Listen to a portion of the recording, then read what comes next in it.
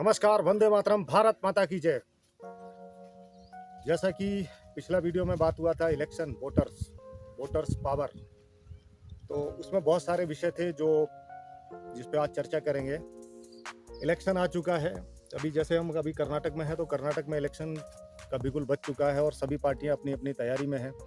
सबके घोषणा पत्र अपने अपने जारी हो चुके हैं, लेकिन क्या घोषणाएं जो की गई हैं वो पूर्ण होंगी या नहीं, ये महत्वपूर्ण है। अब ये डिपेंड करेगा, जो हमारे वोटर्स हैं, कर्नाटक राज्य के जितने भी वोटर्स हैं, तो उनके ऊपर निर्भर करेगा कि वो प्रदेश में विकास चाहेंगे या नहीं। विकास के लिए सबसे महत्वपूर्ण होता है कि अपने सही उम्मीदवार को चुने।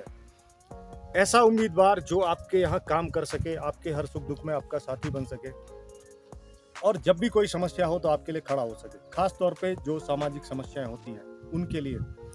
अब इसके लिए क्या करना पड़ेगा? जैसे कि हर बार एक होता है कि हर पार्टी अपना वादा करती है और नेता वादा करते हैं, और विधायक बनने के बाद वो और सांसद बनने के बाद वो अपने वादों को भूल जाते हैं, उन पे उनको कोई ध्यान नहीं रहता।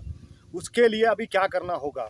जब भी कोई अगर आपके यहाँ वोट मांगने के लिए आता है, कोई उम्मीदवार, पूरा गांव जो है, क्षेत्र है, पहले इकट्ठा होना सीखिए। एकजुट होइए। एकजुट होके जो आपकी समस्याएं हैं, पार्टियां जो है, देखिए हर गांव में, हर समाज में अलग अलग पार्टियों को लोग सपोर्ट करते हैं, क्योंकि ये व्यक्तिगत उनका निर्णय होता है किसको दें किसको ना दें।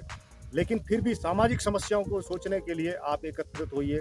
एकत्रित होकर आपके जो भी उम्मीदवार हैं, वो किसी पार्टी के हैं, उन सभी से आप लोग मिलिए। वो जब भी आते हैं उनसे मिलिए, और उनका सीधा, आजकल लिखने का जरूरत नहीं है, फोन है, सबके हाथ में है, फोन निकालिए, वीडियो बनाइए। वीडियो किस बात की?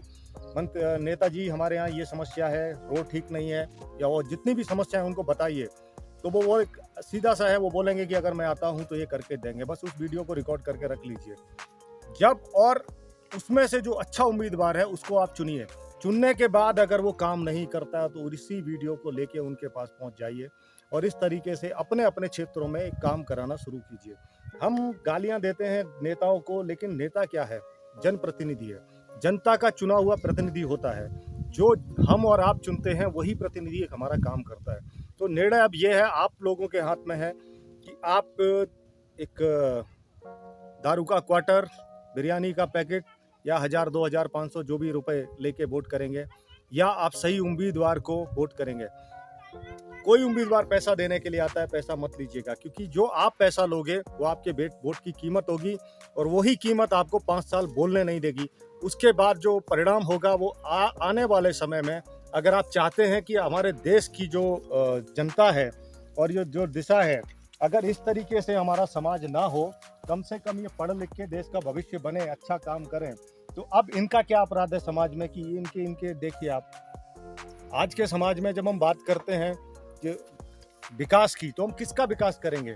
जब हमारे देश की जनता का विकास नहीं होगा, हमारे लोगों का विकास नहीं होगा, आने वाली पीढ़ियों के लिए हम कुछ नहीं कर सकते, तो फिर क्या फायदा? हमारे वोट, अभी वोट की कीमत को पहचानिए और सही जगह बटन दबा के वोट कीजिए।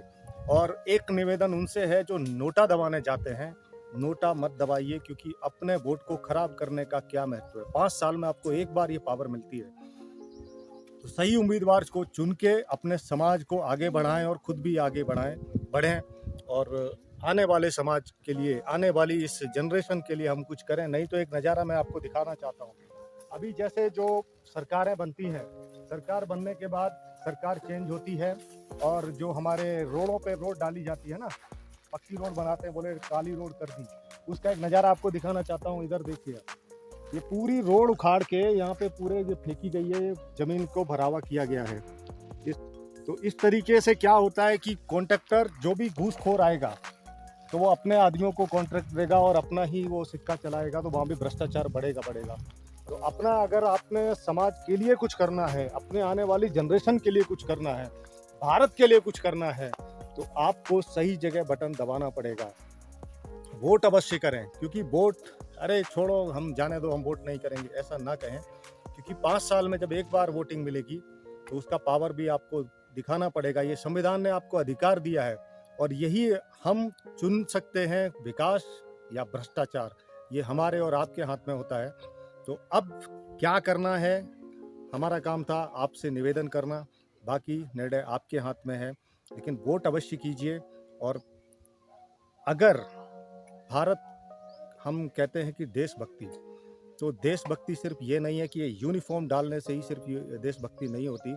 आपको हर वो व्यक्ति देशभक्त है जो इस भारत के विषय में सोचता है, हमारे समाज के विषय में सोचता है, हमारी संस्कृति के विषय में सोचता है और जो सामाजिक हितों के लिए कार्य करता है, वो हर व्यक्ति देशभक्त है। और देशभक्ति का सबसे बड़ा प्रमाण आपको मिलता है ये देशभक्ति दिखाने के लिए 5 साल में एक बार। तो ये आप इसको निभाएं और वोट अवश्य करें, ताकि इस तरीके की हमारी जो जनरेशन है वो आगे बढ़े और ये इस तरीके से बचपन ना बीत के इनको भी अच्छी शिक्षा मिले, ताकि जाके, अभी स्कूल जाते हैं आप? स्कूल अभी ये बच्चे स्कूल नहीं जा रहे, तो इनका क्या अपराध है? हम कहते हैं कि गरीबों को हम गरीबी मिटा देंगे भारत से, या बड़े बड़े वादे करते हैं, तो उससे वादों से काम नहीं चलेगा। अभी काम करना होगा और काम जनता ही नेता से करवा सकती है, क्योंकि प्रतिनिधि आपका है। तो आप गाली किसको दे रहे हैं? अगर प्रतिनिधि को गाली दोगे तो वो गाली सीधी आपको और आपकी पूरे समाज को जाती है। इसलिए गाली देने की बजाय सही निर्णय लें, अपने वोट की पावर को पहचानें, सही मतदान करें और नोटा का प्रयोग ना करें। ये आपसे विनम्र निवेदन है, क्योंकि नोटा किसी काम का नहीं होता। वो सिर्फ आपने दबा दिया कि मैं किसी को वोट नहीं करता, इससे क्या मिलेगा? फिर आप अगर किसी को वोट नहीं करते हो तो फिर आप समाज में किसी नेता को गाली देने के अधिकारी नहीं रहने वाले। तो आज के लिए बस इतना ही। जय हिंद, वंदे मातरम, भारत माता की जय।